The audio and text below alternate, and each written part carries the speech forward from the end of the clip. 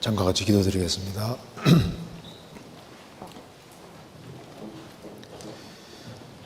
자비로우신 우리 아버지 하나님, 저희들을 주의 보배로운 피로 구속해 주시고 크신 소망 가운데 살게 해주시는 것을 감사합니다. 역사의 마지막 시대를 살아가는 저희들에게 주의 복음을 알게 해주시고 주님의 복음과 영광을 위해 살 수 있는 기회를 주시는 것도 감사드립니다. 이번 계속되는 학위 수양에 주님께서 말씀을 증거하시는 분들, 또 새로 말씀을 듣는 모든 사람들의 마음을 붙잡아 주시고 다 영혼이 구원함에 이를 수 있도록 역사해 주시고 도와주옵소서. 이 시간에도 주 성령께서 함께 해 주시고 또 하나님 말씀으로 우리의 마음을 깨워 주시고 우리가 마땅히 걸어가야 될 길을 알 수 있도록 도와주옵소서. 오늘 모든 시종 주 성령께서 함께 해주시고 이 말씀들이 주 성령님의 도우심으로 영혼 깊이 새겨지도록 역사해 주옵소서. 우리 구주 예수 그리스도 이름으로 기도하옵나이다. 아멘. 성경 욥기 31장입니다. 욥기 31장 1절입니다.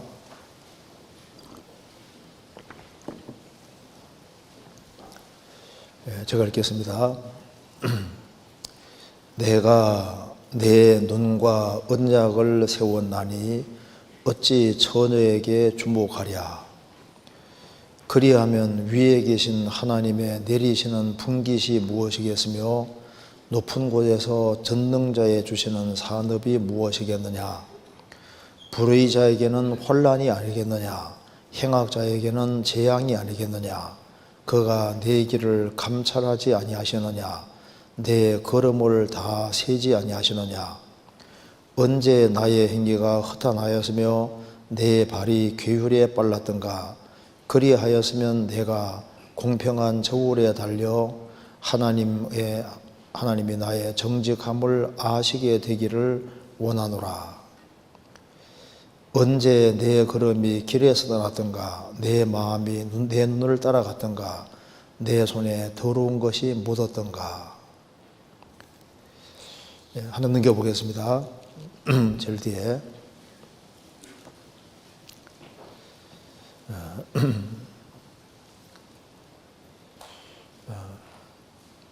여기 35절입니다.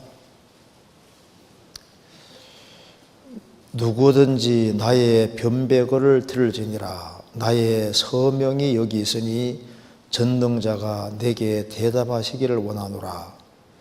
내 대적에 기록한 수송장이 내게 있었으면. 거기까지입니다.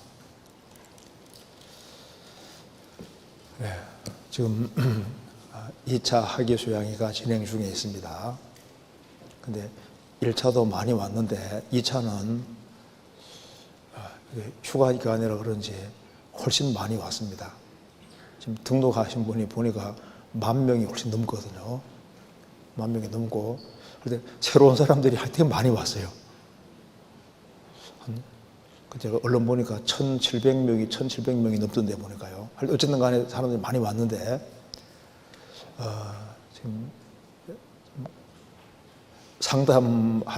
상담하러 온 사람들이 참 많고, 오늘 지금 복음이 이제 거의 끝나가는 시점인데, 복음 끝나고 상담하러 사람들이 많이 오리라고 생각을 합니다. 1차 소양에도 무사히 갔는데 2차도 지금 잘 진행되고 있습니다. 지금 7차까지 진행되고 있으니까 계속해서 기도해 주시고 또 협력해 주시면 감사하겠습니다.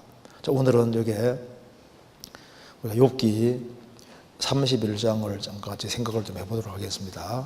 욥기 31장을 읽어보면은 욥이 어떻게 신앙생활을 했는지를 알 수가 있고 왜 하나님이 욥을 크게 칭찬하시는지 이유를 좀 볼 수가 있습니다.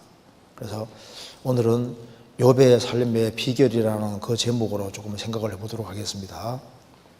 이제 욥기를 쭉 읽어보면은 욥이 신앙생활을 아주 잘한 사람이라는 걸 알 수가 있습니다. 하나님께서도 욥을 칭찬하셨고, 그래서 욥이 어떻게 해서 신앙생활을 이렇게 잘할 수가 있었을까? 성경에서 그 답을 알 수가 있는 겁니다.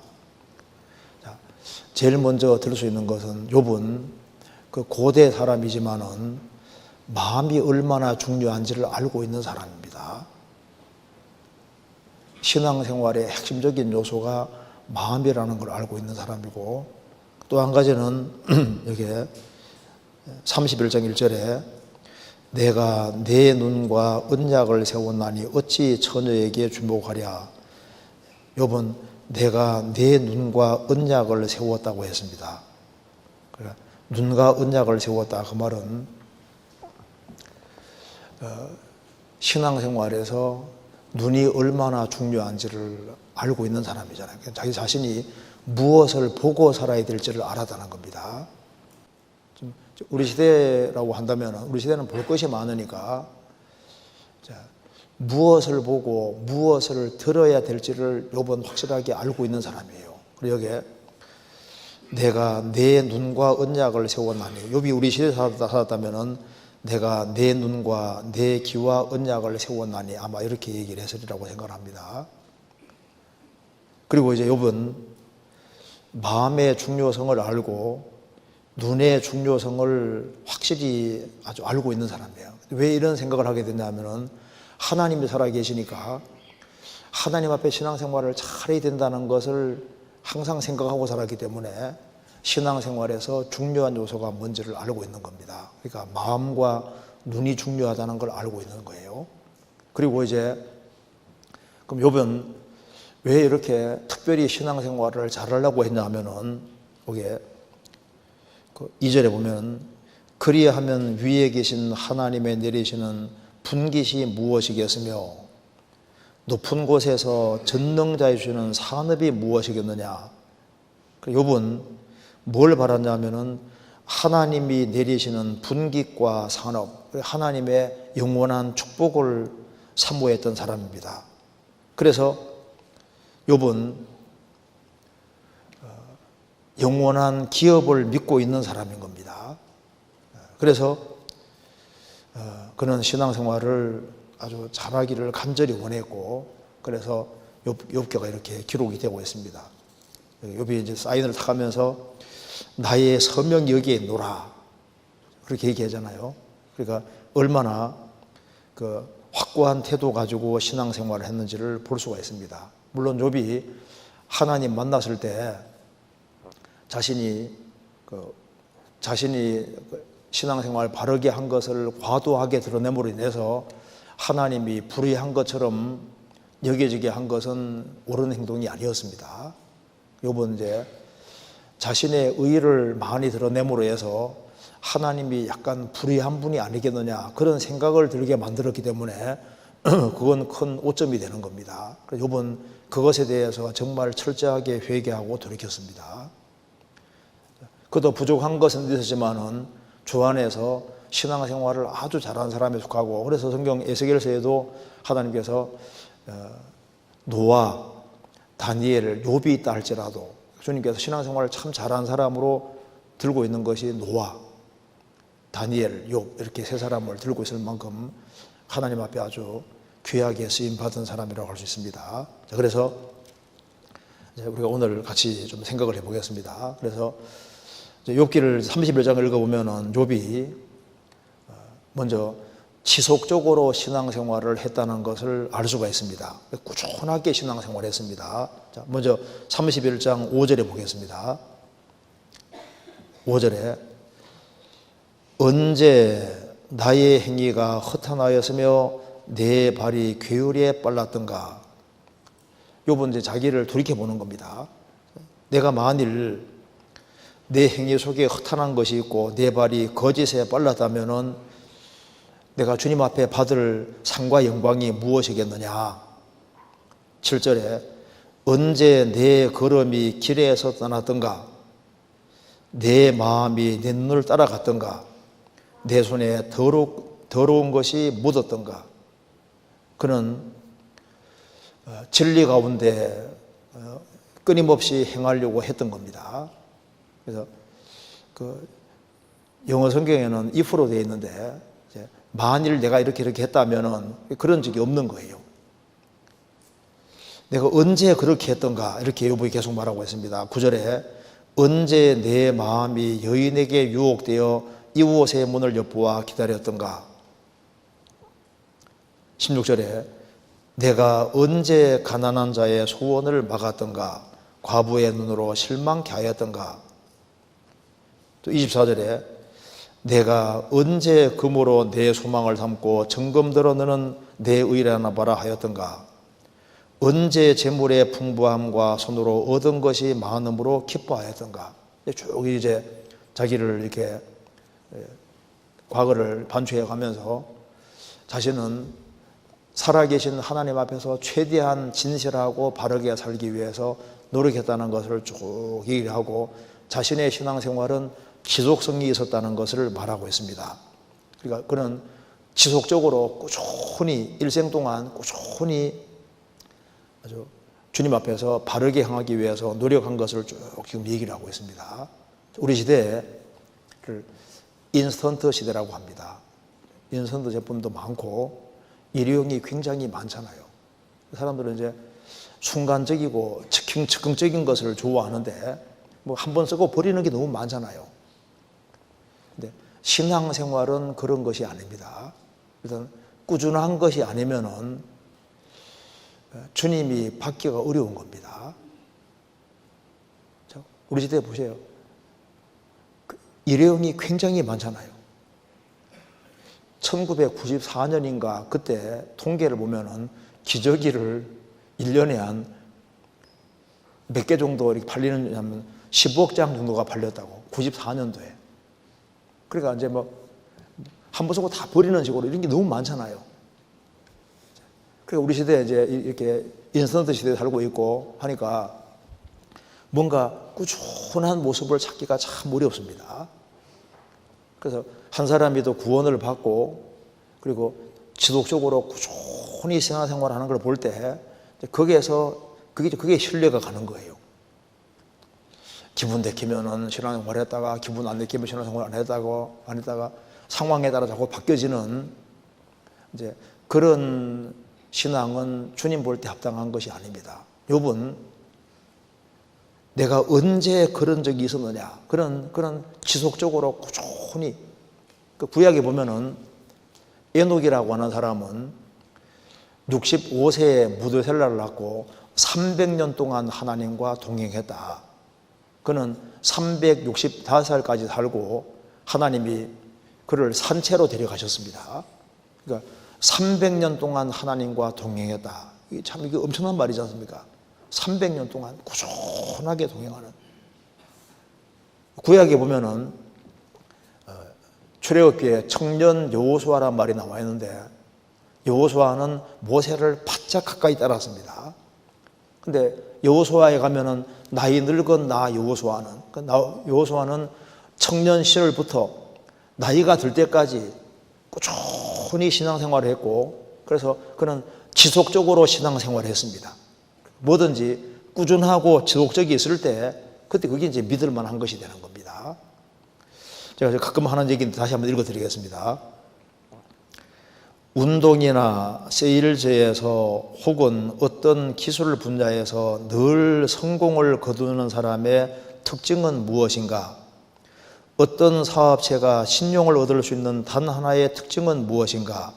인간관계에 안정을 주는 것은 무엇인가? 우리가 다른 것들을 제치고 특정한 상표를 선택하는 이유는 무엇인가? 가정에서 부모들에게 가장 필요한 것은 무엇인가?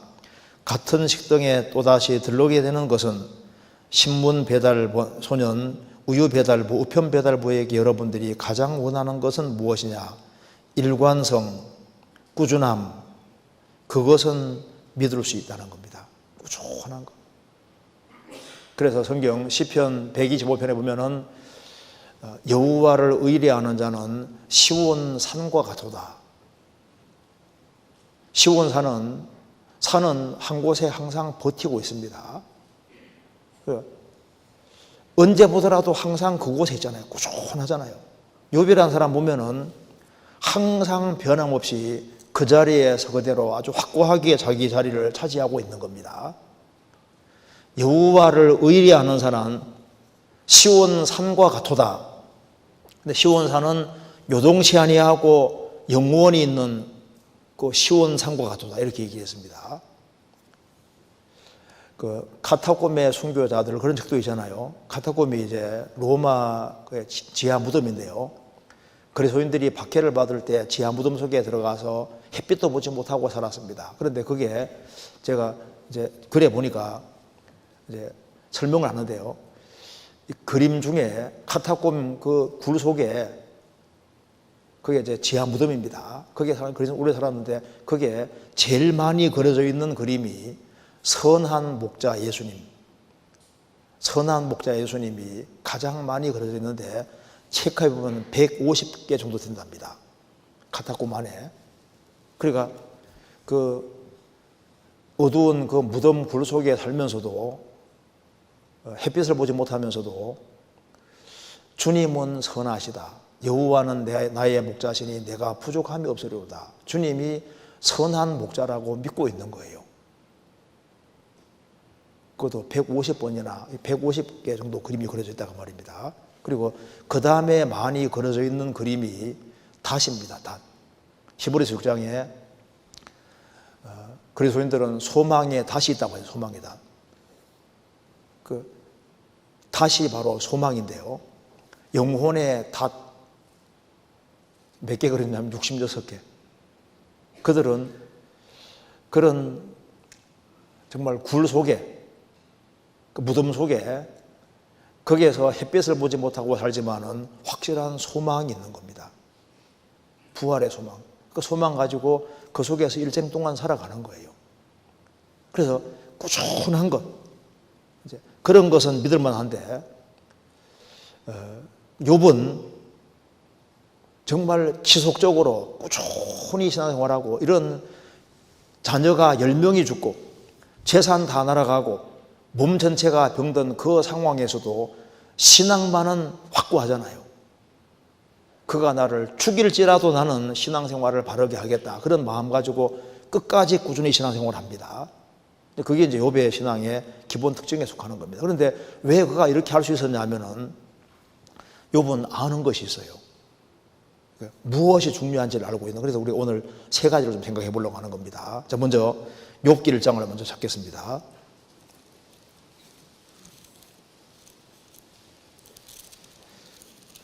욥기 1장 5절입니다.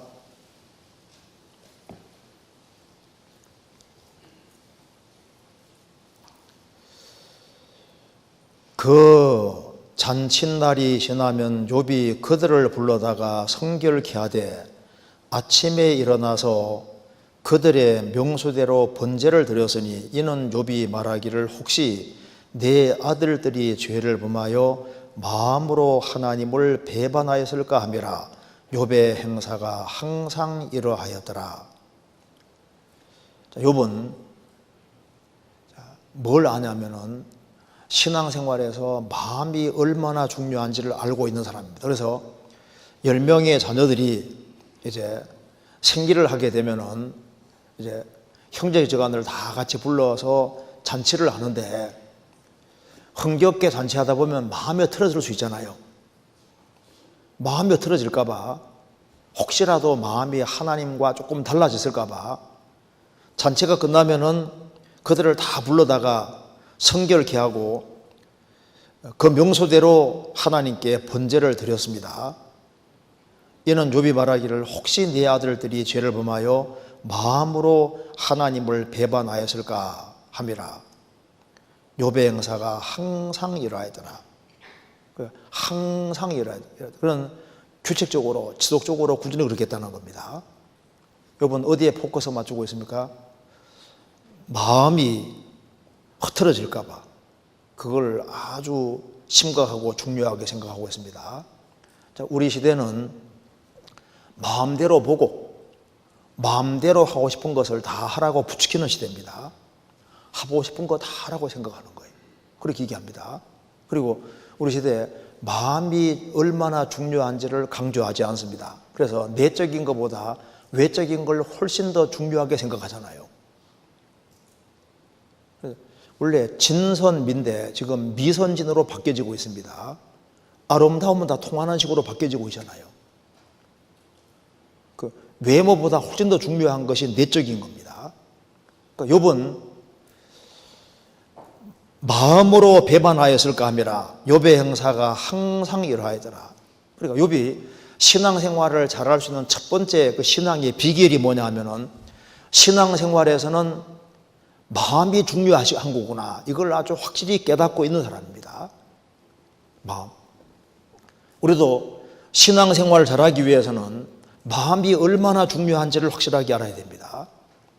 하나님께서 여러 가지 영역을 주셨는데 세상에서 제일 알기 어려운 것이 사실 사람 마음이고 붙잡기 제일 어려운 게 사람 마음입니다.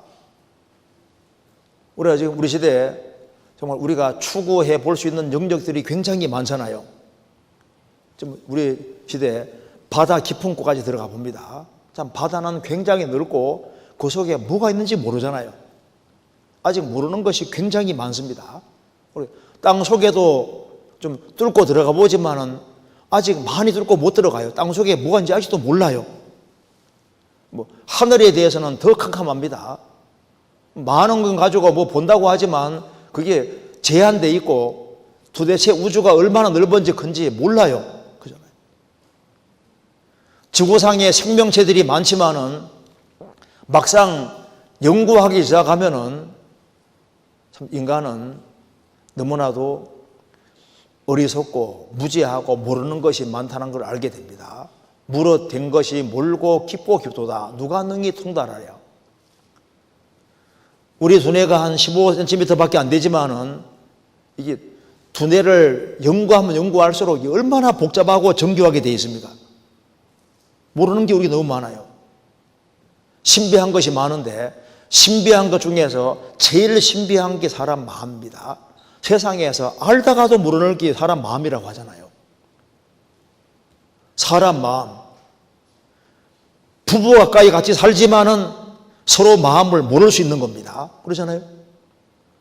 부모 자식 살지만은 자식 마음을 몰라요. 다른 것은 다 파악해도 가까이 있는 사람 마음도 파악하기 어렵습니다. 그렇잖아요. 성경 시편 64편입니다.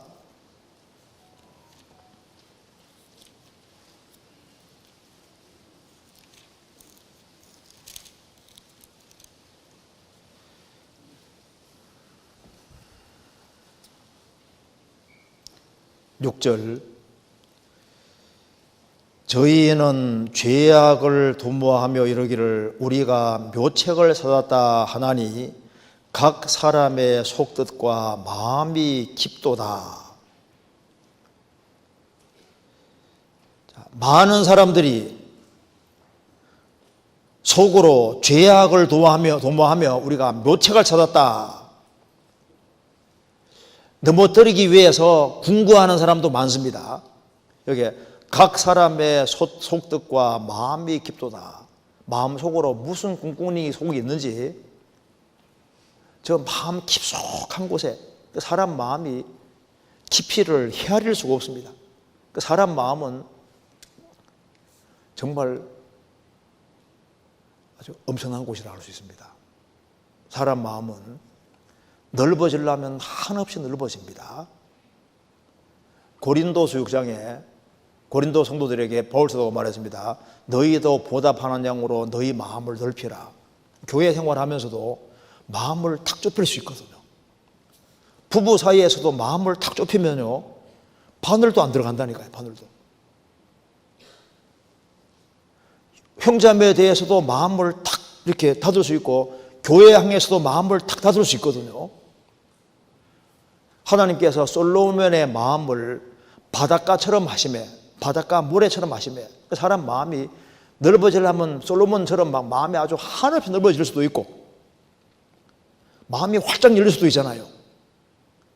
그 마음은 넓어지려면 막 하늘처럼 바다처럼 넓어질 수도 있고, 좁아지려면은 한없이 좁아질 수 있고, 이제 부드러워지려면은 가장 부드러운 것보다 더 부드럽게 될 수도 있고, 완고해지면은 다이아몬드보다도 더 단단하게 되는 사람도 있습니다. 어느 사람 막 수십 년 말씀 들어도 얼마나 마음이 단단한지 한마디도 안 들어갑니다. 그만큼 강팍할 수도 있고, 그래서 사람 마음은 굉장히 고귀하게 될 수도 있고, 가장 천박하게 될 수도 있고, 사람 마음은 가장 심오하게 될 수도 있고, 깊이가 상상할 수 없는 좋은 쪽으로 아주 깊어질 수도 있는 거예요. 그리고 아주 천박하고 얕아질 수도 있는 겁니다. 그래서 사람 마음이 그만큼 중요한 것이기 때문에 성경은 말하기를 마음을 지켜라고, 마음을. 성경 잠언 4장입니다.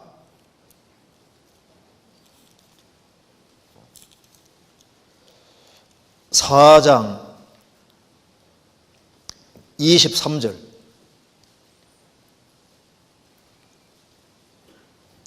같이 읽겠습니다. 무릇 지킬 만한 것보다 더욱 내 마음을 지키라. 생명의 근원이 이에서 남이니라.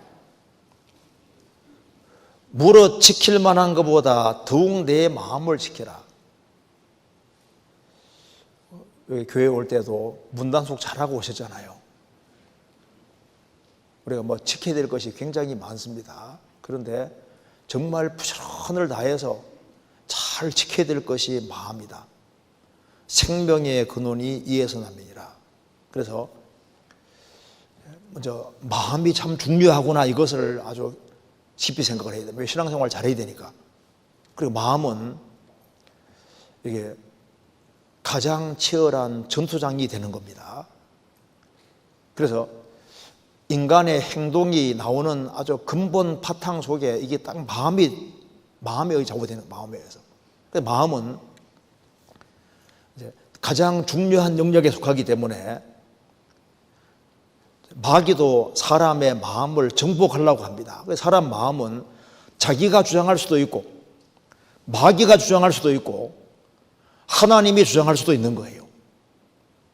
그래서 자기 마음의 중심에 자기가 딱 들어앉아 있는 경우도 있거든요. 자기가 딱 주인으로 되어 있는 경우도 있습니다. 사도행전 5장에 아다니아 삽비라, 아나니아야 어찌하여 사단이 내 마음에 가득하여 땅값 얼마를 감추었느냐. 아주 뻔뻔하게 거짓말했습니다. 아나니아 삽비라가 구원을 안 받은 사람이라면 하나님이 징계로 안 죽입니다. 자기 재산 다 팔아가지고 얼마 감추고 얼마 바쳤는데 구원 안 받은 사람이라면 죽일 리가 없잖아요. 아주 공개적으로 뻔뻔하게 거짓말했기 때문에 징계로 하나님 죽게 했습니다. 사탄이 어찌하여 내 마음에 가득하여. 그러니까 아나니아 삽비라 그 마음속에 사탄이 가득했다. 그래, 마음이 전쟁터입니다. 마음은 자기가 주장할 수도 있고, 마귀가 일시적으로 주장할 수도 있고, 하나님의 성령이 주장할 수도 있는 겁니다. 그래서 믿음으로 말미암아 그리스도께서 너희 마음에 계시게 하옵시고, 마음을 주님이 주장할 수도 있고, 자기가 주장할 수도 있고, 그리고 마귀가 주장할 수도 있는, 그러니까 마음은 전쟁터가 되고, 그래서 서로 이 마음을 차지하려고 하는 겁니다. 사람 마음은 주변 것에 의해서 또 좌우될 수도 있습니다. 아합은 옆에 이세벨이 마음을 충동질하니까 이세벨에 충동받아서 마음이 흐트러지고, 그러니까 주님 등지는 쪽으로 가잖아요. 그러니까 사람 마음은 여러 가지로 영향을 받고 마음이 틀어집니다. 텔레비전 많이 보면은 그 텔레비전 때문에 그 마음이 딱 틀어지게 될 수도 있는 거예요. 그렇잖아요. 그 스마트폰 때문에도 마음이 틀어질 수도 있습니다. 그 마음은 언제든지 공격받을 수 있고, 부추김 받을 수 있고, 격길로 갈 수 있고, 흐트러질 수 있고, 세상 친구 때문에 마음이 흐트러지고 격길로 가는 경우도 있잖아요. 그러니까 물어 지킬 만한 것보다 더욱 내 마음을 지켜라. 아가세장에 포도원을 허는 작은 여우를 잡으라는 말씀대로 마음도 일종의 포도원입니다. 그래서 이 마음이란 포도원이 흘려지지 않도록 정말 조심해야 되는 거예요. 창세기 2장에 하나님께서 아담 하와를 에덴 동산에 두시고 다스리며 지키게 하시고 에덴 동산을 잘 지켜야 됩니다. 왜? 배후에 마귀가 있거든요. 우리가 마음을 잘 지켜야 되는 겁니다. 어떤 사람은 잘 나가다가 이상한 책을 읽었는데 이 책 때문에 마음이 확 틀어지는 사람도 있습니다. 그렇잖아요. 그러니까 신앙생활에서 이 마음이 흐트러지지 않도록 참 조심해야 되는데, 그런데 사람 마음을 가까이 있는 사람도 알 수가 없잖아요. 사람 마음은 하나님만 딱 아십니다. 성경 한번 찾아보시겠습니다. 열왕기상 8장입니다.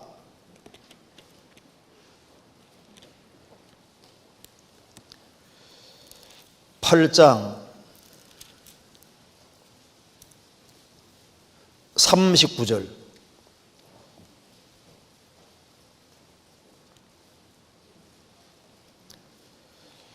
(527페이지입니다) 주는 계신 곳 하늘에서 들으시고 사유하시며 각 사람의 마음을 아시오니 그 모든 행위대로 행하사 갚으시옵소서. 주만 홀로 인생의 마음을 다 아심이니이다. 여기 말씀한 대로 주님은 각 사람의 마음을 아시되 주만 홀로 인생의 마음을 다 아시나이다. 주님은 사람 마음을 다 아십니다. 그러면 마귀는 사람 마음 다 알까요? 모를까요? 모르죠. 욥이 말했습니다. 자녀 10명이 죽고 재산 다 날아가고 그렇게 했을 때 마귀는 말했습니다. 하나님, 재산 다 치면은 욕할 겁니다. 하나님 좋아 섬기는 게 아니에요. 하나님 처벌하고 했잖아요. 재산 나라고 10명이 다 자녀가 죽었습니다. 그런데 하나님 앞에 욕하고 저주 안 했습니다. 아이고 하나님, 가족으로 바꾸는데 욥의 몸을 치면 욕하고 죽을 겁니다. 쳐봐, 죽이지 말고 쳐봐 했잖아요. 몸 전체가 병들어도 하나님을 욕하고 저주하지 않았습니다. 뭘 알 수 있습니까? 마귀는 사람 마음을 다 모른다는 사실입니다. 그럼 마귀도 인간 연구하는데 인간 복잡한 거예요. 그 인간 요거 이렇게 딱 유혹해서 딱 넘어뜨리면 넘어질 것 같은데 안 넘어지거든요. 그러니까 마귀도 사람 마음을 다 알 수가 없는 거예요. 우리 마음을 아시는 분은 하나님밖에 없습니다. 그래서 신약 성경 14권을 기록한 바울 사도도 사람 마음을 다 몰랐습니다. 그래서 고린도서 11장에 보면은 바울 사도가 여러 가지 어려움 당한 중에 내가 거짓 형제 중에 위험을 당하고 거짓 형제들에게 위험 당했다. 형제가 간증을 하거든요. 야, 이 틀림없이 구원받은 사람 같아. 나중에 보니까 가짜였어요. 거짓 형제들 중에 위험 당했다. 바울 사도도 속았습니다. 틀림없이 형제라고 생각했거든요. 형제가 아니었던 거예요. 왜? 속이 안 보이니까. 주님만 사람 마음을 아십니다. 그리고 마귀는 사람 신앙생활에서 마음이 얼마나 중요한 줄 알기 때문에 마귀는 마음을 공격의 대상으로 삼습니다. 그래서 욥의 자녀들이 잔치를 하는 사이에 마음이 너무 흥겨워서 그 속에서 마귀가 잘못된 씨를 넣을 수 있기 때문에 그 자식들의 마음이 흐트러졌을까 봐 굉장히 우려하고 조심하고 제사 드리고 마음을 바르게 하려고 노력했잖아요. 마귀는 어릴 때부터 사람을 공격합니다. 공격 대상으로 삼는 거예요. 그래서 지금 신약 시대를 사는 우리 시대도 마귀가 우리 마음속에 여러 가지를 넣으려고 하고 우리 마음을 흐트러뜨리려고 하는 겁니다. 물어 지킬 만한 것보다 더욱 내 마음을 지켜라. 그래서 마음이 흐트러지면은 말이 헛나가거든요. 마음이 흐트러지면은 행동도 흐트러지게 되어 있습니다. 그러니까 마음과 행동은 연결되어 있는 거예요. 그래서 마음이 흐트러지지 않도록 항상 조심해야 되는 겁니다. 성경 전도서 10장입니다.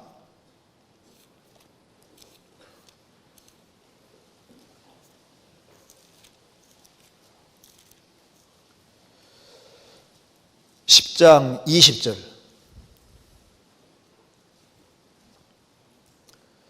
20절. 심중에라도 왕을 저주하지 말며 침방에서라도 부자를 저주하지 말라. 공중의 새가 그 소리를 전하고 날짐승이 그 일을 전파할 것임이니라. 심중에서라도 왕을 저주하지 말며, 심중에서라도 왕을 저주하면 그것이 드러나게 되어 있습니다. 침방에서라도, 침방은 가장 은밀한 곳입니다. 가장 은밀한 곳에라도 부자를 저주하지 마라. 공중의 새가 그 소리를 전하고 날점승이 그 일을 전파할 것입니다. 우리 마음이 흐트러지지 않도록 정말 조심해야 됩니다. 왜? 마음이 신앙생활에 핵심적으로 중요한 것이기 때문입니다. 성경 민수기 15장입니다.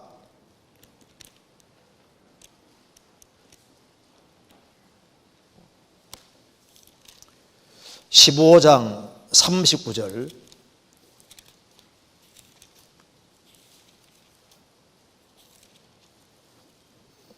(15장 39절)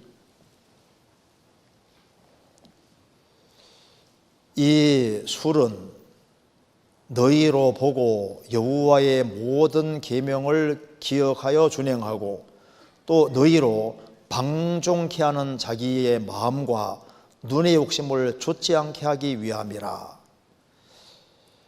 옷을 끝에 청색건을 매달으라고 했습니다. 청색건을 매달으면 청색은 하늘색이니까 하나님을 자꾸 기억하게 하기 위해서 청색건을 귀의 술에 더하라고, 옷 귀의 술에 더하라고 했는데요. 그래서 왜 이렇게 하라고 했냐면은 너희로 방종케 하는 자기 마음과, 마음은 내버려두면요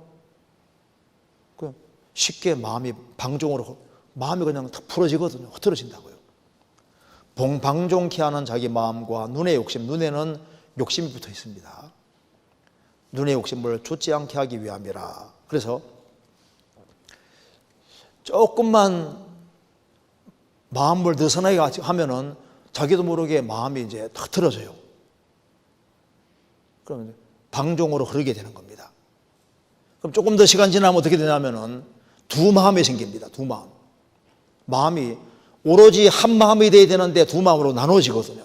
그 성경에서 내가 두 마음 품은 자를 미워한다, 이런 말이 성경에 많이 나옵니다. 두 마음. 이 마음이 이제 다 갈라지는 거예요.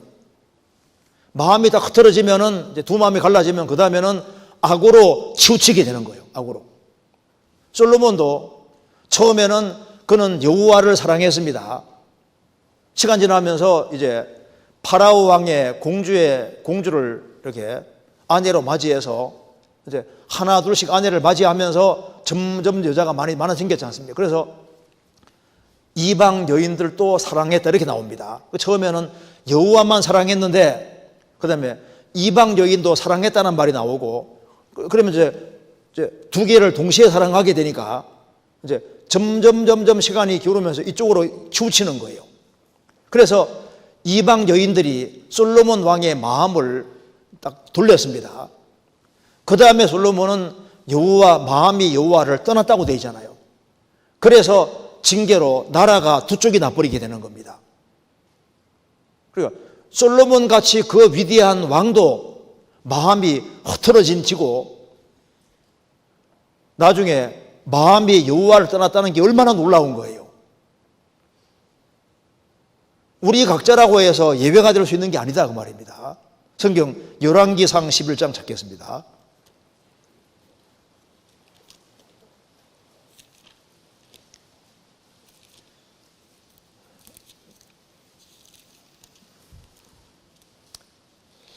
열왕기상 11장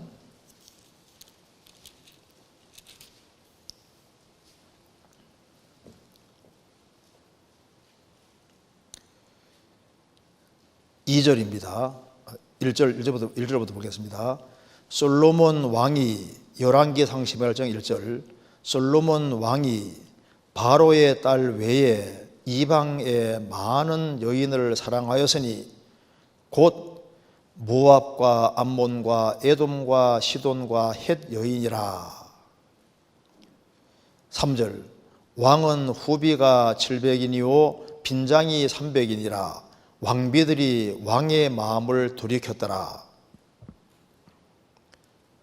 4절 솔로몬의 나이 늙을 때 왕비들이 그 마음을 돌이켜 다른 신들을 좇게 하였으므로 왕의 마음이 그 부친의 마음과 같지 아니하여 그 하나님 여호와 앞에 온전치 못하였으니. 9절 솔로몬이 마음을 돌이켜 이스라엘 하나님 여호와를 떠나므로 여호와께서 저에게 진노하시니라. 여호와께서 일찍이 2번이나 저에게 나타나시고. 여기에 솔로몬이 이방 여인들을 사랑하니까 이방 여인들이 4절에 솔로몬 왕의 마음을 돌이켰습니다. 마음을 돌이키고, 그래서 9절에 그 다음에 솔로몬이 이제 스스로 주체가 여인들이 마음을 돌이키게 했는데 이제는 솔로몬이 마음을 돌이켜서 하나님 여호와를 떠났다. 그래서 나라가 두 쪽이 났잖아요. 그리고 이제 마음이 이제 여호와를 떠나게 되면 시간 지나가면 마음이 부패하게 돼버리는 거예요. 그래서 예수님이 마음이 청결한 자는 복이 있나니 저희가 하나님을 볼 것이며, 그 마음이 흐트러지고 더러워지면은 신령한 것이 안 보이게 되는 겁니다. 마음이 흐트러지고 잘못되면은 성경이 안 보이잖아요. 신앙생활이 재미가 없어집니다. 이 세상이나 세상에 있는 것들을 사랑치 말라. 누구든지 세상을 사랑하면 아버지 사랑이 그 속에 있지 아니하니 이는 세상에 있는 모든 것이 육신의 정욕과 안목의 정욕과 이상의 사랑이니 다 아버지께서 쫓아온 것이 아니요 세상으로 쫓아온 것이니라. 이 세상이나 세상에 있는 것들을 사랑치 말라. 솔로몬은 하나님을 사랑하고 나중에 세상도 사랑한 겁니다. 그러니까 두 마음이 되고 나중에는 마음을 돌이키게 되고 그리고 마음이 하나님과 멀어지게 되고 그래서 큰 징계를 받았잖아요. 하나님이 뭘 원하시냐 하면은 형식을 원하는 것이 아니라 하나님은 살아계시기 때문에 우리 중심을 원하시고 우리 마음을 원하시는 마음을. 그래서 마음을 다하고 성품을 다하고 뜻을 다하고 목숨을 다해 여호와 섬기라. 하나님은 하나님이시기 때문에 우리 마음으로 하나님을 정말 사랑하고 우리 마음을 다해서 하나님을 섬기는 그걸 원하시는 겁니다. 마음이 청결한 자는 복이 있나니 저희가 하나님 볼 것이며, 하나님이 원하시는 것이 뭘까요? 우리 마음을, 이 마음 좀 달라고 하시는 마음을. 잠언 23장입니다. 잠언 23장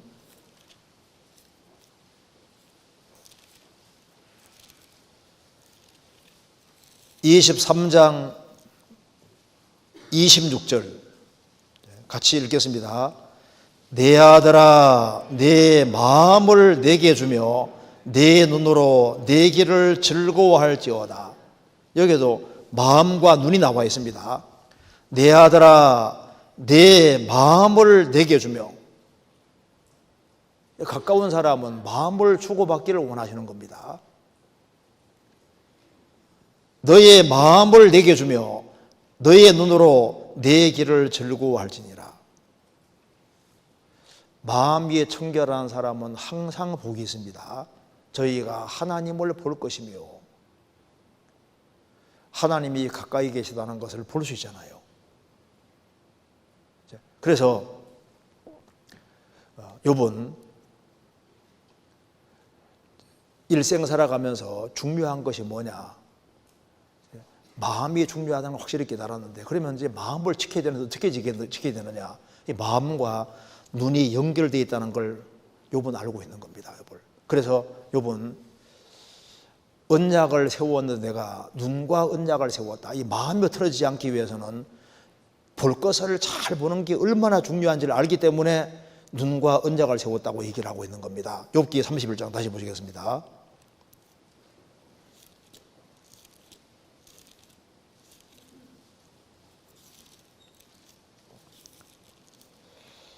(31장) 1절 내가 내 눈과 언약을 세웠나니 어찌 처녀에게 주목하랴. 내가 내 눈과 언약을 세웠다. 그 언약 세우는 것은 이건 너무나도 아주 심각한 겁니다. 언약 깨면 큰일 나는 거잖아요. 그러니까 욥이 얼마나 그 비장한 각오를 가지고 어떻게 신앙생활을 할지를 알고 있는 사람입니다. 그래서 눈과 언약을 세웠다. 그러니까 욥은 마음과 눈이 연결되어 있고 마음과 귀가 연결되어 있는 걸 알고 있는 거예요. 그래서 뭘 보느냐 뭘 듣느냐 하는 것과 이게 마음이 연결되어 있기 때문에 바른 마음으로 신앙생활을 잘하기 위해서는 이것이 마음 지켜야지 한다고 지켜지는 게 아니잖아요. 뭘 보느냐 뭘 듣느냐 거기에 따라서 마음이 지켜지고 지켜지지 않는 거니까 마음 지키는 것은 결과적인 건데 그 마음 지키는 마음에서 결국은 행동이 나오게 되는 거니까 그 행동이 나오는 그 전에 마음이 있고 마음이 나오는 그 전에 눈과 귀가 있기 때문에 그러니까 눈과 귀를 어디에다가 포커스 맞추느냐 이것이 신앙생활에서 가장 핵심으로 중요하다는 걸 알았으니까 눈과 언약을 세웠다 이렇게 말하고 있는 겁니다. 시편 1편에도 보면은 복 있는 사람은 악인의 꾀를 좇지 아니하며 죄인의 길에 서지 아니하며 오만한 자의 자리에 앉지 아니하고 첫째가 뭡니까? 복 있는 사람은 악인의 꾀를 좇지 아니하고 꾀 좇는 건 생각이에요. 생각. 그러니까 모든 것의 시작은 생각이 잘못돼서 문제가 생깁니다. 그 다음에 죄인의 길에 서지 아니하고 그 다음에 오만한 자의 자리에 앉지 아니하고 그러니까 이 생각이 잘못된 걸 받아들이면은 잘못된 길에 서게 되고 그 다음에 오만한 자리에 앉게 되는 거니까 그 뒤는 결과적인 거니까 첫 번째 이게 생각 여기에서부터 차단을 딱 시켜야지 다른 문제가 안 생기는 거예요. 욥은 알고 있는 겁니다. 내가 내 눈과 언약을 세웠다. 그래서 무엇을 보냐 무엇을 듣느냐 이게 제일 핵심적으로 중요한 것이 맞습니다. 잠언 4장 찾겠습니다. 그 앞에 그 뒤에 잠언 4장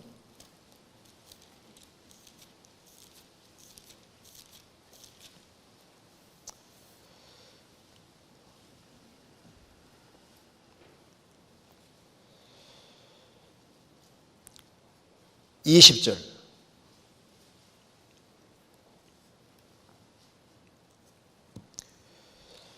내 아들아 내 말에 주의하며 나이 이르는 것에 내 귀를 기울이라. 23절 무릇 지킬 만한 것보다 더욱 내 마음을 지켜라. 생명의 근원이 이에서 나면이라. 25절 내 눈은 바로 보며 내 눈꺼풀은 내 앞을 곧게 살펴 내 발에 행할 첩경을 평탄케 하며 내 모든 길을 든든히 하라. 우편으로나 좌편으로나 치우치지 말고 내 발을 악에서 떠나게 하라. 우편이나 좌편이나 치우치지 않고 똑바로 가려면은 눈이 바르게 돼야 되고 그러면은 마음이 꽉 붙잡혀야 되고 그러려면 마음 붙잡히려면은 귀를 기울이라. 귀. 그러니까 잘 들어야만 잘 듣는 가운데 마음이 붙잡히고 눈이 붙잡히고 그 다음에 이제 발이 바른 데 갈 수 있으니까 그래서 귀를 잘 붙잡는 게 참 중요한 것이고 눈을 붙잡는 것이 중요한 겁니다. 그렇잖아요. 왜 마음이 틀어지느냐? 잘못된 걸 듣고 있는 거예요. 잘못된 것을 보고 있는 겁니다. 그렇지 않습니까? 그러면 들어야 될 것을 잘 듣고 볼 것을 잘 보면은 이 마음에 힘이 있고 그리고 신앙생활을 아주 심차게 잘할 수 있게 되는 거예요. 그래서 왜 어떤 사람은 신앙생활을 힘차게 잘할까요? 어떤 사람은 왜 못할까요? 의지력이 부족해서가 아니라 뭘 듣느냐, 뭘 보느냐, 이것 때문에 모든 결과적인 문제가 생기게 되는 겁니다. 성경 사무엘상 6장 찾겠습니다. 사무엘상 6장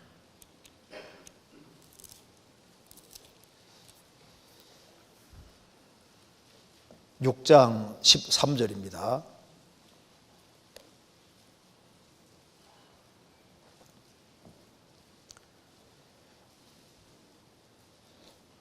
(417페이지입니다) 13절. 베셈에서 사람들이 골짜기에서 밀을 베다가 눈을 들어 괴를 보고 그것에 보임을 기뻐하더니 수레가 베셈에서 사람 여호수아의 밭 큰 돌 있는 곳에 이르러 선지라. 무리가 수레의 나무를 패고 그 소를 번제로 여호와께 드리고 레위인이 여호와의 궤와 그 궤와 함께 있는 금 보물 담긴 상자를 내려다가 큰 돌 위에 두매 그날에 베셈의 사람들이 여호와께 번제와 다른 제사를 드리니라. 그 다음에 19절입니다. 같이 읽겠습니다. 베셈에서 사람들이 여호와의 궤를 들여다본 거로 그들을 치사 5만 70인을 죽이신지라. 여호와께서 백성을 쳐서 크게 살육하셨으므로 백성이 애곡하였더라. 여기 이스라엘 사람들이 이제 전쟁에서 패해서 법궤를 블레셋에게 빼앗겼습니다. 근데 블레셋 사람들이 법궤로 인해서 법궤가 막 재앙을 내리니까 여기 있으면 큰일 나게 싶어서 다시 이스라엘로 가게 한 겁니다. 베세메스 사람들은 이스라엘 사람들인데 법궤가 오니까 얼마나 기쁘겠습니까? 그래서 하나님께 제사까지 드렸습니다. 그까지는 좋았잖아요. 좋았는데 법궤가 궁금하잖아요. 궁금하니까 이 도대체 법궤가 어떻게 생겼나 싶어서 이제 가까이 왔을 뿐 아니라 어떻게 했습니까? 들여다봤습니다. 들여다봤어요. 그래서 크게 당합니다. 19절에 베세메스 사람들이 여호와의 궤를 들여다본 거로 그들을 치사 아마 70인을 죽인 게 맞을 겁니다. 5만 70인 아마 여기 가로 쳐놨죠. 70인이 어떤 사본에는 5만이 없으면 한 70인 정도 죽인 것 같습니다. 많이 죽었지 않습니까? 그러니까 어떻게 해서요? 들여다본 거로 여호와의 궤를 들여다본 거로 보지 말아야 될 것을 본 거예요. 우리 시대도 경솔하고 교만한 사람들이 많아지고 있습니다. 들여다보지 말 것을 들여다보아서 아주 크게 죽임 당했잖아요. 그러니까 세상에는 봐야 될 것도 있고 보지 말아야 될 것도 있습니다. 그래서 욥은 어떻게 하면 신앙생활을 잘할 수 있을까? 자나깨나 그걸 생각한 사람이기 때문에 어떻게 하면 신앙생활을 잘할 수 있을까? 그걸 끊임없이 생각했던 사람이기 때문에 이게 참 눈이 참 중요한 것이구나. 그래서 욥기 31장에는 그 이하는 다 결과적인 것이고 내가 눈과 언약을 세웠다. 그래서 내가 바른 것을 보고 그렇게 해야 되겠다는 걸 알기 때문에 눈과 언약 세운 것을 다 이기라고 했습니다. 그래서 뭘 보느냐 이게 참 중요한 문제가 되는 겁니다. 시편 119편 37절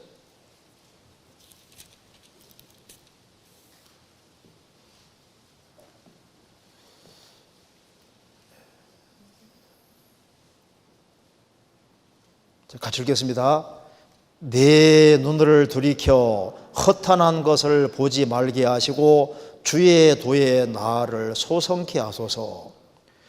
내 눈을 돌이켜서 허탄한 것을 보지 못하게 하시고, 허탄한 것이라는 것은 우상 그리고 가치 없는 것들, 우상들 이런 겁니다.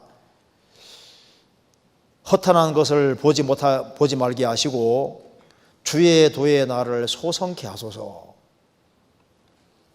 우리가 보지 말아야 될 것이 많이 있습니다. 마귀는 사람을 자꾸 사탄의 깊은 곳으로 이끌어 들이려고 합니다. 그 요한계시록 2장에도 사탄의 깊은 것이란 말이 나와 있는데, 마귀는 요건 괜찮아, 요건 괜찮아 해가지고 점점 사탄의 깊은 곳으로 끌고 가고, 조금의 즐거움 주면서 조금 더 큰 즐거움 이렇게 해가지고 사탄의 깊은 곳으로 끌고 가려고 하는 겁니다.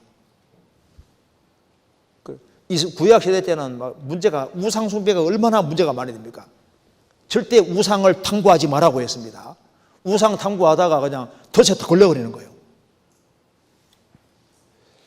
우리가 보지 말아야 될 것 중에 정말 하나가, 악인이 형통함을 보고 시편 73편에 말씀한 대로 73편에 저 구원 안 받은 사람 왜 저렇게 잘 돼갈까? 그걸 자꾸 들여다보는 거예요. 야, 참 좋은 집에 사네, 좋은 차 굴리고 다니네, 와, 뭐 저렇게 어떻게 일확천금을 이렇게 돈을 갑자기 저렇게 많이 벌고 저렇게 할까? 자꾸 그걸 보고 부러워하다 보면요, 그러면 자기도 모르게 마음에 들어지는 거예요. 동창생 모임에 갔는데 동창하고 교제하다가 나는 초라하게 사는데 친구는 벌써 뭐 돈 엄청 많이 벌어가지고 잘 살거든요. 전도하러 갔다가 전도 받아와가지고 악인의 형통함을 봤다. 그러니까 그런 것을 우리가 쳐다볼 게 아니잖아요. 성경에 뭐라 했습니까? 술은 어떻게 하라고요? 잠언 23장에 술은 보지도 말지어다. 술병은 쳐다볼 생각도 하지 말아라. 술, 담배 같은 것은 처음부터 볼 생각하지 말아야 됩니다. 그래서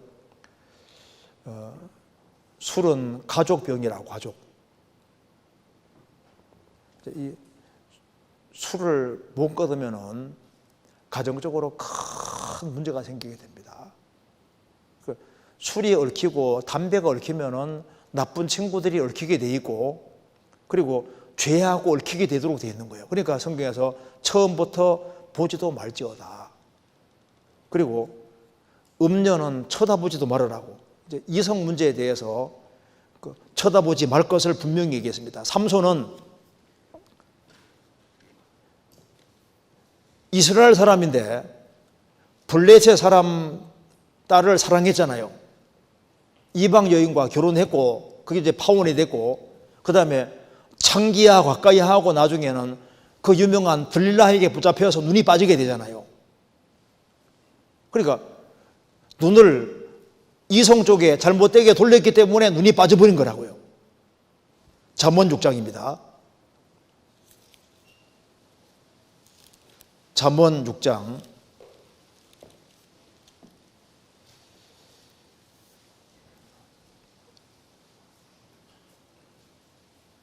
23절.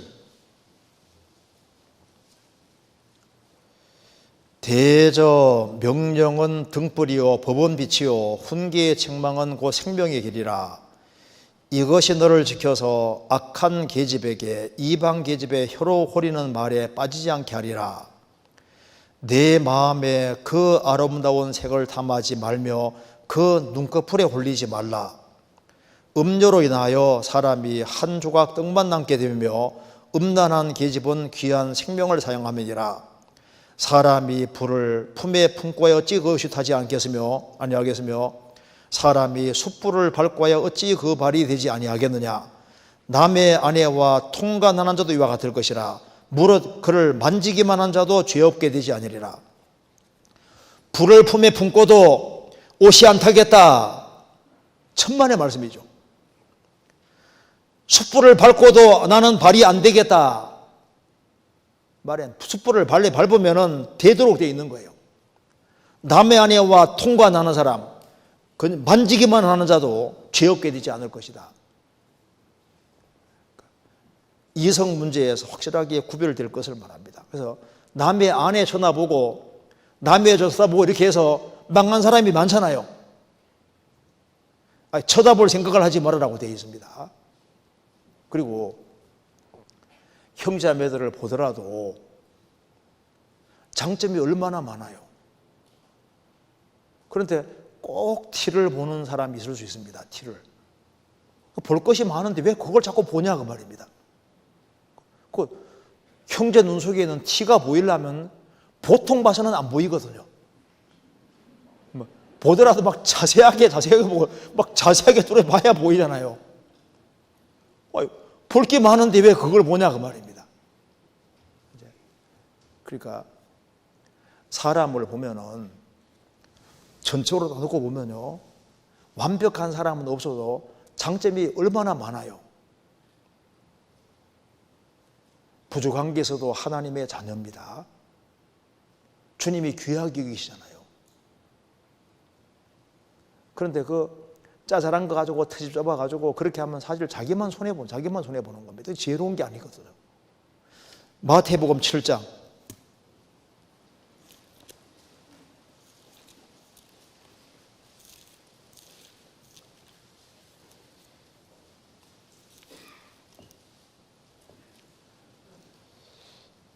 3절 어찌하여 내 형제의 눈 속에 있는 티는 보고 내 눈 속에 있는 들보는 깨닫지 못하느냐. 보라, 내 눈 속에 들보가 있는데 어찌하여 형제에게 말하기를 나로 내 눈 속에 있는 티를 빼게 하라 하겠느냐. 외식하는 자여 먼저 내 눈 속에서 들보를 빼어라. 그 후에야 밝히 보고 형제의 눈 속에서 티를 빼리라. 형제의 눈 속에는 티가 잘 보이는 사람은 자기 속에 들보가 들어있다 그 말입니다. 주님께 받은 사랑이 있고, 그리고 주님을 먼저 보고 쳐다보면은 그게 티는 별로 문제되는 게 아니거든요. 그런 것 때문에 그거 가지고서 비판을 하고 눈 속에 티가 있다고 그렇게 하는데, 이렇게 손으로 가리키면은 반대 세계는 자기 가리키고 있다고. 네가 문제하면 자기 쪽에 세계가 옵니다. 자기가 더 큰 문제인 경우도 많잖아요. 그리고 인터넷 사이트 있지 않습니까? 자꾸 들여다보다가 곁길로 가는 사람이 있을 수도 있습니다. 영혼에 특별히 관계되는 것, 인생 망치는 것들이 많이 있을 수 있는데, 영혼을 망하게 하는 것들, 잘못된 가르침들, 그런 거 들여다보다가 신앙이 완전히 어떻게 잘못될 수도 있잖아요. 사울이 왜 망했냐 하면은 다윗을 본 거예요. 다윗이 어떤 걸 주목했냐 하면 다윗이 잘 나가는 것을 보고 시기한 것, 이것 때문에 내리막길을 걷게 되는 겁니다. 사무엘상 18장입니다. 사무엘상 18장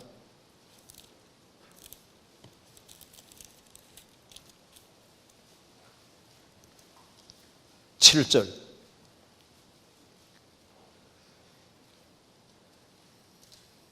여인들이 439페이지입니다. 여인들이 뛰놀며 창화하여 가로되 사울의 죽인 자는 천천히요 다윗은 만만이라 한지라. 사울이 말에 불쾌하여 심히 노하여 가로되 다윗에게는 만만을 돌리고 내게는 천천만 돌리니 그에 더 얻을 것이 나라밖에 무엇이냐 하고 그날 후로 사울이 다윗을 주목하였더라. 다윗이 골리앗을 죽이고 난 이후에 여인들이 노래하면서 사울의 죽인 자는 천천히요 다윗 죽인 자는 만만이로다 하니까 그 말이 되게 불쾌했습니다. 다윗은 만만 돌리고 나는 천천만 돌리네. 잘못하면 다윗이 왕되게 생겼다 그 말입니다. 그날부터 사울이 다윗을 딱 주목했습니다. 자기를 보고 자기 반성하면 좋은데 다윗을 딱 주목하면서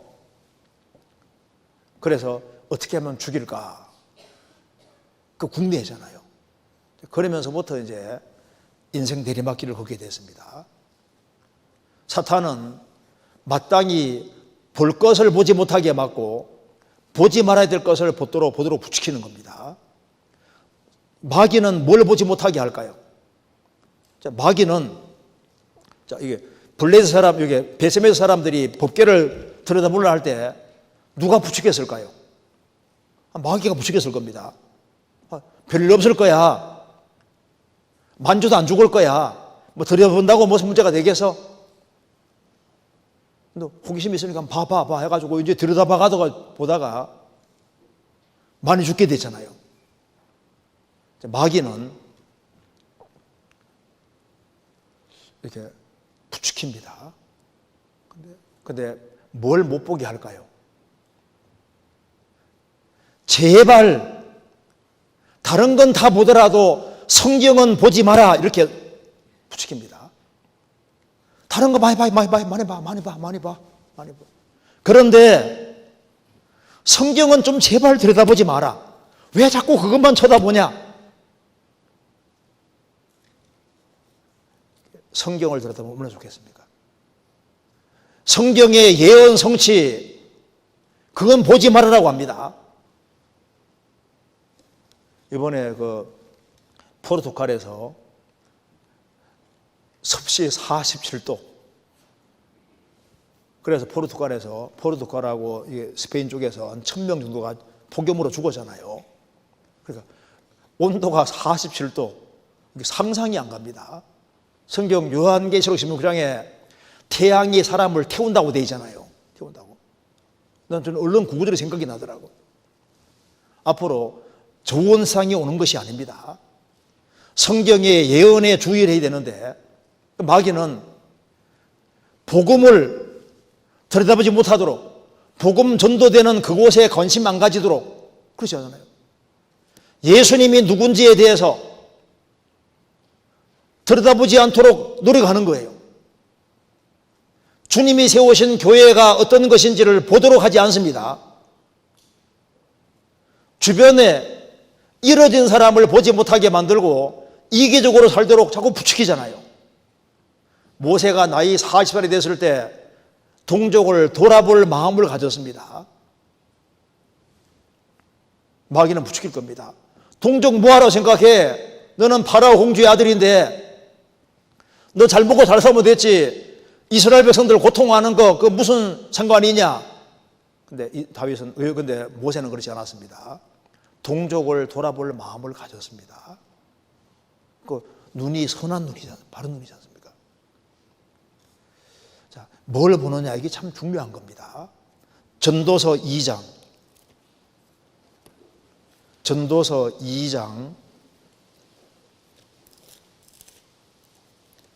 14절.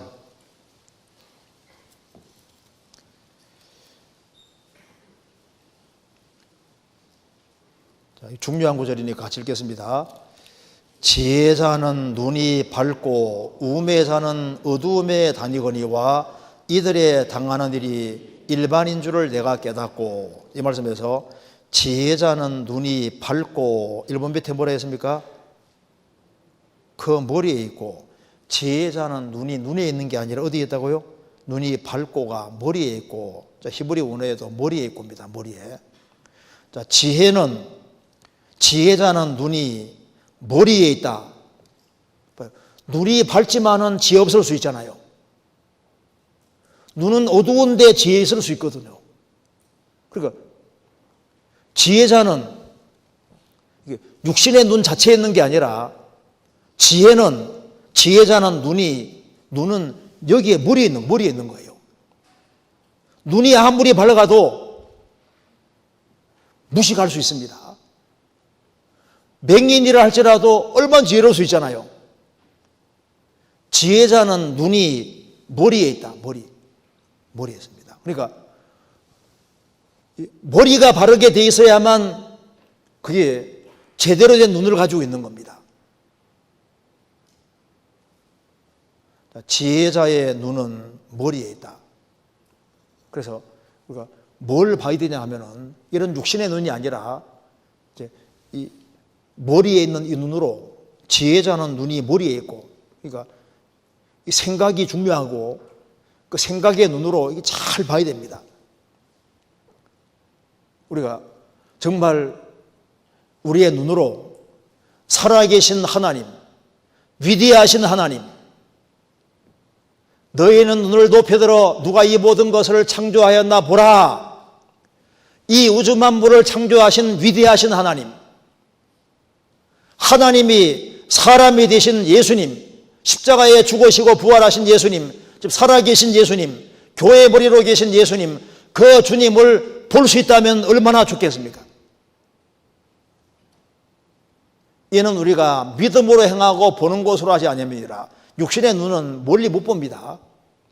믿음의 눈은 멀리 봅니다. 멀리 볼 수 있는 눈, 우리가 섬기는 하나님이 얼마나 엄청난 분인지를 볼 수 있는 그런 눈이 있다면 얼마나 좋겠습니까? 원래 헬라 말로 이게 이제 데우스잖아요. 데우스, 하나님을 데우스라 하는데, 데우스가 원래 보는 분이라는 뜻입니다. 우리나라 말은 하나님은 하나의 신님, 절대자 그런 뜻이잖아요. 하나님인데, 근데 그리스에서는 데우스가 모든 것을 보는 분이다 그 뜻입니다. 하나님은 모든 것을 다 보시는 분입니다. 고대 운동에서는 하나님을 엘이라 했는데 강한 분이다. 하나님은 가장 강한 분이고 한 분이시고 모든 것을 보시는 분이 맞잖아요.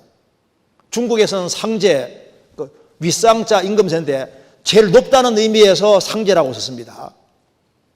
그건 하나님의 한 측면이지 않습니까? 우리가 눈으로 보되 정말 멀리 보고, 그리고 아주 눈이 큰 눈이 되면 얼마나 좋겠습니까? 아가서 7장입니다.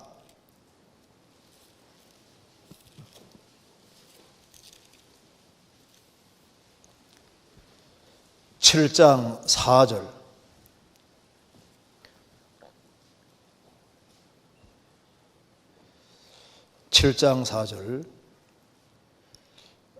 목은 상아 망대 같구나.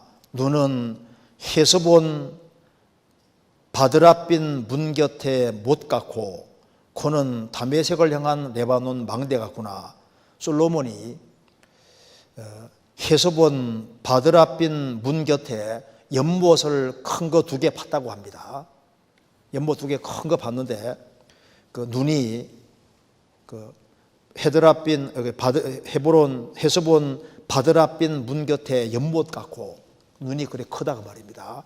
아가서 4장에는 눈이 비둘기 같다고 했는데 7장에서는 귀한 자에 따라 신을 신은 내 발이 어찌 그리 아름다운가, 신 신은 발을 얘기를 하면서 눈이 연못같이 크다고 했습니다.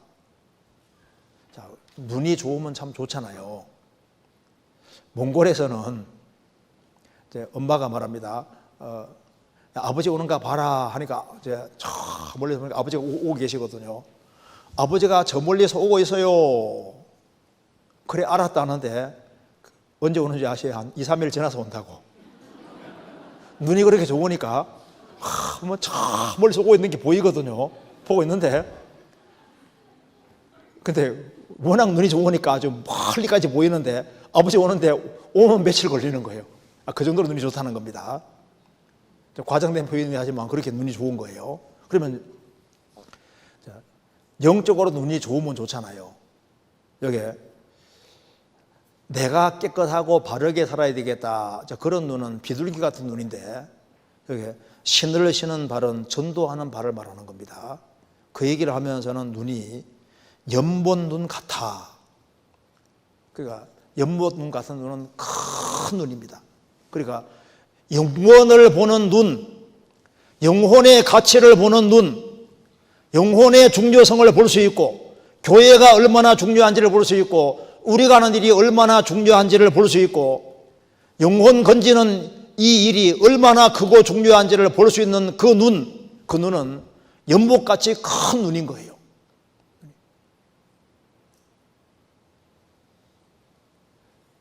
눈과 언약을 세웠다. 어디에다가 눈이 딱 가야 되냐 하면은 교회를 볼 수 있는 눈, 주님이 무슨 일을 하는지 볼 수 있는 눈, 그 영원한 축복을 볼 수 있는 눈, 그런 눈이 되면 얼마나 좋겠습니까? 성경 요한계시록 4장입니다. 요한계시록 4장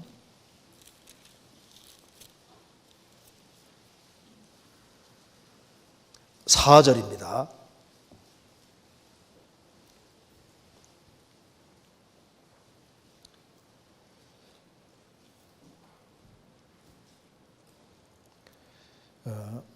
여기에 요한계시록 4장 6절, 보호자 앞에 수정과 같은 유리 바다가 있고 보호자 가운데와 보호자 주위에 네 생물이 있는데 앞뒤에 눈이 가득하더라. 8절, 네 생물이 각각 6날개가 있고 그 안과 주위에 눈이 가득하더라. 그들이 밤낮 쉬지 않고 이르기를. 여기서 지금 하나님의 보좌가 있고 그 주변으로 24보좌가 있고 거기에 네 생물이 있는데 6날개가 있다고 했습니다. 이것이 주님을 가장 가까이 섬기는 서랍천사 모습인데요. 주님을 가장 가까이 있는 서랍천사는 눈이 굉장히 많습니다. 그런데 참 신기한 것은요, 눈이 보면요, 그 8절에 보면은 안과 주위에 눈이 가득하더라. 이 서랍천사는 눈이 안에도 가득하고 주위에도 가득하고 6절에는 끝에 앞뒤에 눈이 가득하다 그랬죠. 그러니까 이걸 보고 우리가 좀 배워야 됩니다. 눈은 보는 건데 주님을 가장 가까이 섬기는 내 생물 서랍천사들은 눈이 많잖아요. 우리에게도 참 좋은 쪽으로 눈이 맞는 것이 참 중요합니다. 그래서 여기에 안에 눈이 가득하다, 8절에 안에 눈이 가득하다. 그처럼 자기 속을 볼 수 있는 눈. 그래서 우리가 우리 눈으로 우리 속을 자꾸 들여다보면요, 자신이 얼마나 부족한지를 알 수 있습니다. 남보다 자신은 항상 부족한 것이 많은 인간이라는 걸 알 수 있습니다. 자기 속을 쫙 들여다보면은 겸손한 마음이 생기도록 되어 있습니다. 자기 속을 자꾸 들여다봐야 돼요. 그래서 남을 판단하기 전에 내 속부터 보면요, 내게 형편없는 게 많이 있고, 그래서 자기 속을 들여다볼 필요가 있다고요. 자기 속을. 그리고 그 다음에 6절에는 앞과 뒤에 눈이 가득하더라고 되지 않습니까?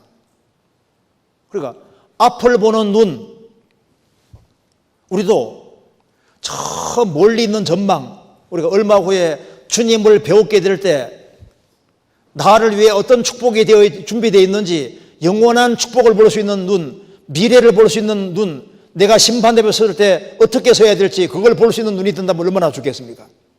또 눈이 뒤에도 가득했지 않습니까?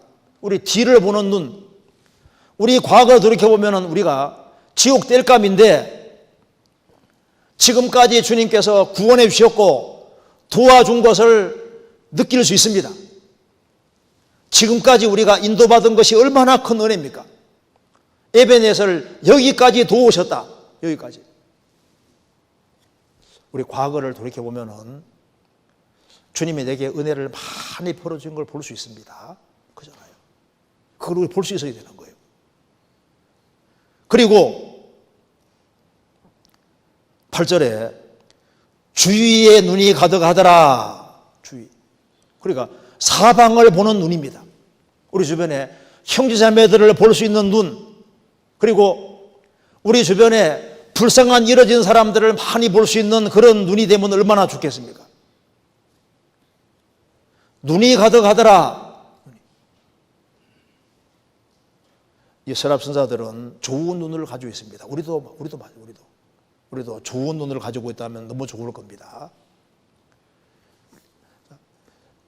여기 욥이 왜 신앙생활을 잘했냐면은 그는 무엇을 보아야 할지를 알고 있는 사람이에요. 그래서 눈의 포커스를 하나님 쪽으로 다 고정을 하고, 그리고 그는 신앙생활하는 가운데 주변에 불쌍한 사람들을 볼 수 있었고 그들을 잘 돕는 그런 사람으로 되어 있었던 겁니다. 왜? 그는 눈이 바르게 되어 있었거든요.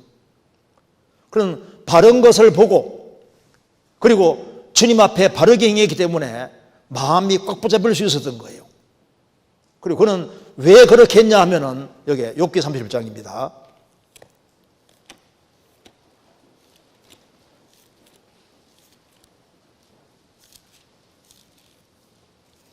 31장 그리하면 2절, 그리하면 위에 계신 하나님의 내리시는 분깃이 무엇이겠으며 높은 곳에서 전등자에 주시는 산업이 무엇이겠느냐. 모세도 상 주심을 바라봤습니다. 바울 사도도 부르심의 상을 위해 쫓아갔습니다. 다윗도 영원한 기업을 바랐던 사람입니다. 그래서 시편 119편 57절에 다윗도 말하기를 여호와는 나의 분깃이다고, 하나님이 나의 분깃이라고 생각했습니다. 우리 각자도 마찬가지입니다. 그런데 여기에 욥이 하나님이 얼마나 크고 엄청난 분인 줄 알기 때문에 이분이 주실 상과 영광이 얼마나 큰지를 알고 있는 사람이기 때문에 그는 하나님이 내리시는 분깃, 하나님이 내리시는 영원한 산업, 이것을 바랐던 거예요. 제가 글을 하나 읽어드리겠습니다. 미국 네바다주 사막 한복판에서 낡은 트럭을 몰고 가던 멜 다마라는 한 젊은이가 이제 허름한 차림의 노인을 발견하고 급히 차를 세웠다는 겁니다. 어디까지 가십니까? 타시죠. 제가 태워드리겠습니다. 노인은 나는 라스베가스까지 가는 태워줄 수 있겠소? 타시라고 했습니다. 그래서 목적지에 도착하니까 이제 이 노인을 불쌍하게 생각해서 젊은이는 25센트를 주면서 말했습니다. 차비에 보태 쓰셔야 했다는 겁니다. 그때 참 친절한 젊은이구먼 하면서 명함을 딱 내주는 겁니다. 하나 주면서 이제 여기에 이제 매를 답인 노인은 매를 담아 고맙네. 이 신세는 꼭 갚겠네. 나는 하워드 휴저라는 사람이네. 그리고 이제 명함 하나 달라고 해가지고 명함을 이제 그 노인이 받았습니다. 그래서 이름이 멜빈 담한 거예요.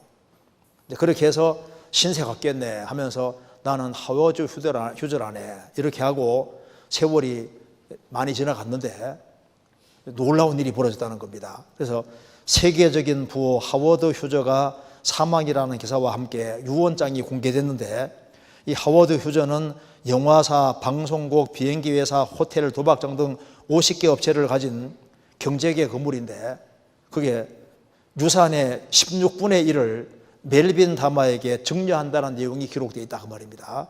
그래서 멜빈 다마가 누군지 아는 사람이 없잖아요. 그래서 수소문 해가지고 이제 연락을 이렇게 하게 됐는데 자기가 일생을 살아오면서 만났던 가장 친절한 사람이었다고 이렇게 메모되어 있으면서 유산의 16분의 1을 준다 했는데 그게 우리나라 돈으로 한 2천억 가량 된답니다. 그러니까 2천억을 받은 거예요. 차 한 번 태워준 것 때문에. 자, 이런 걸 보면 우리가 뭘 생각할 수 있습니까? 근데 그는 죽으면서 인생은 nothing이다. nothing 하면 죽었다 그러지 않습니까? 인생 무다. 아무것도 아니더라. 온갖 걸 다 해봤는데 무라는 것을 자기가 입으로 계속 고백하며 죽었다고 합니다. 자, 그런데 조그만한 선행과 친절도 이렇게 큰 엄청난 축복이 주어질 수 있는데 하나님은 하워드 휴저보다 더 크신 분이잖아요. 그러니까 욥은 뭘 바라냐면은 자, 위에서 내리시는 위에 계신 하나님의 내리시는 분깃 몫을 이게 바라는 거예요. 몫을. 시편 119편입니다. 57절. 119편 57절.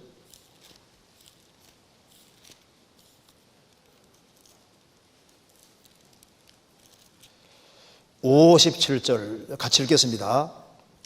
여호와는 나의 분깃이시니 나는 주의 말씀을 지키리라 하였나이다.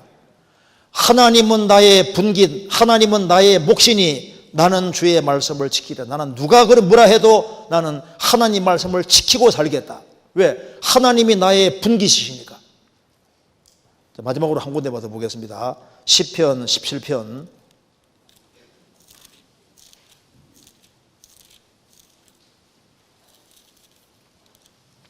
17편 14절입니다.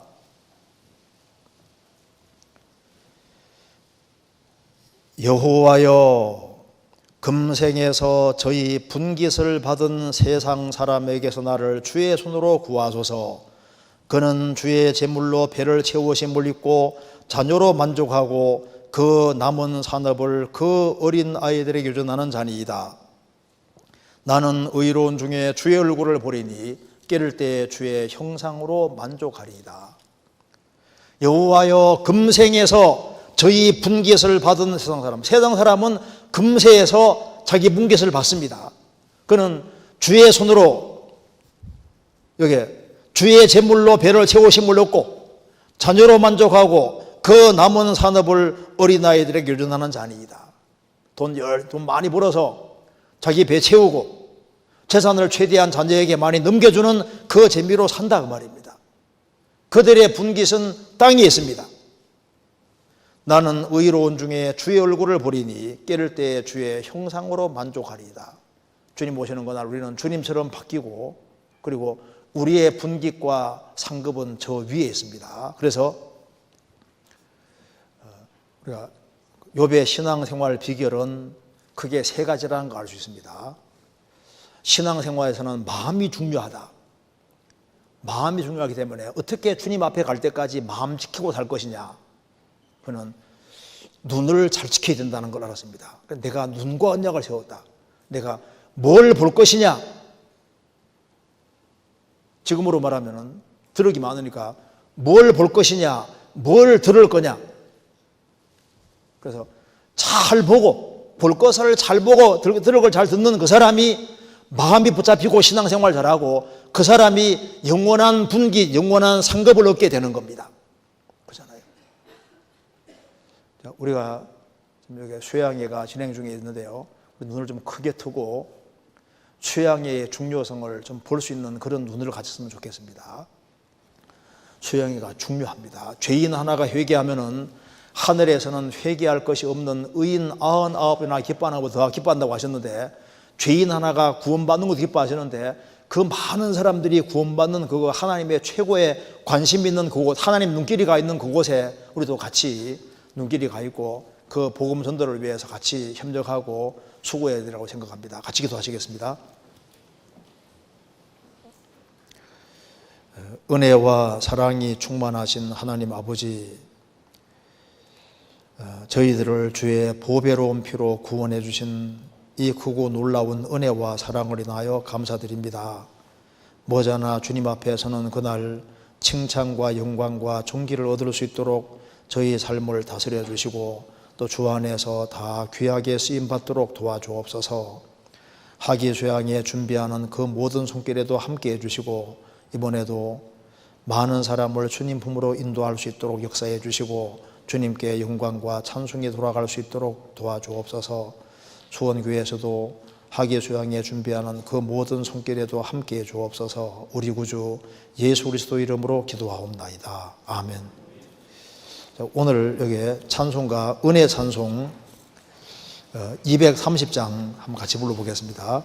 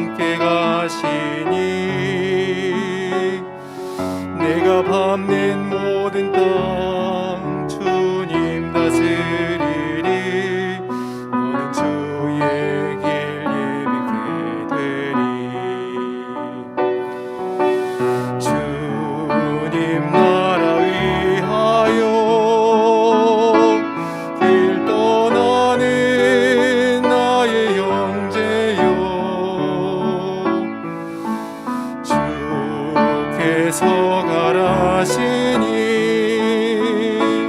너는 걸어 주의 이름으로 거칠은 광야 위에 꽃은 피어나고